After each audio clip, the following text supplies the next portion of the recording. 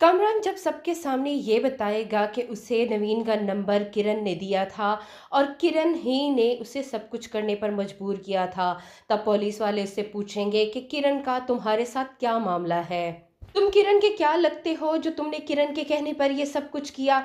तब कामरान बताएगा कि वो और किरण एक दूसरे को पसंद करते थे। ज़रबाब के लिए तो पे दर पे सदमात ही हैं, क्योंकि उसने सोचा भी नहीं था कि किरण कभी इस तरह भी निकल सकती है।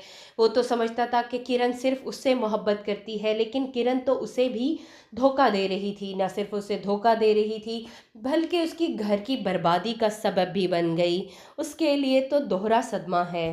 किरण के बार बार माफ़ी मांगने पर भी कोई उसे माफ़ करने पर तैयार नहीं होगा, और ज़रबाब का यही फैसला होगा कि किरण को पुलिस के हवाले कर दिया जाए, क्योंकि जिस तरह उन्होंने नवीन को खुदकुशी पर मजबूर किया, उसकी यही सज़ा मिलनी चाहिए थी। किरण बार बार हाथ जोड़कर सबके सामने माफ़ी मांगेगी और कहेगी कि उसने एक गलती की है, उसे इस गलती की माफ़ी दे दी जाए।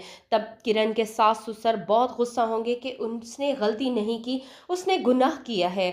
उसने कामरान को नवीन का नंबर देकर जो जुल्म किया है, उसकी सज़ा उसे मिलनी चाहिए। सज़ा तो कामरान को भी मिलेगी। इस तरह ही नवीन को इंसाफ मिल सकता है। किरण हाथ जोड़कर सबसे माफ़िया मांगेगी। उसे अब एहसास हो रहा है कि उसने कितनी बड़ी गलती कर दी, लेकिन अब कोई भी किरण को माफ़ करने पर तैयार नहीं। ज़रबाब यही फैसला करेगा कि वो किरण को तलाक दे देगा और उसे पुलिस के हवाले भी कर देगा। सब घर वालों पर एक गम की सी कैफियत छाई हुई है।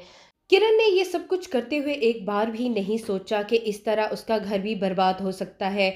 ज़ोहेब की ज़िंदगी बर्बाद करते और उजाला से नफ़रत करते वो इतनी आगे निकल गई थी कि उसने अपने ही घर को आग लगा दी। अपनी भाभी से भी वो बदतमीज़ी से बात करती, अपनी बहन से भी और अपनी सास से भी। ये सब कुछ करते करते उसे कभी एहसास भी नहीं हुआ कि वो कितनी दूर तक जा रही है। अब जब उसकी आंखें खुली हैं, तो कोई भी उसे माफ़ करने पर तैयार नहीं है। नवीन के वालिदैन भी यही चाहते हैं कि किरण को सख्त से सख्त सज़ा मिले।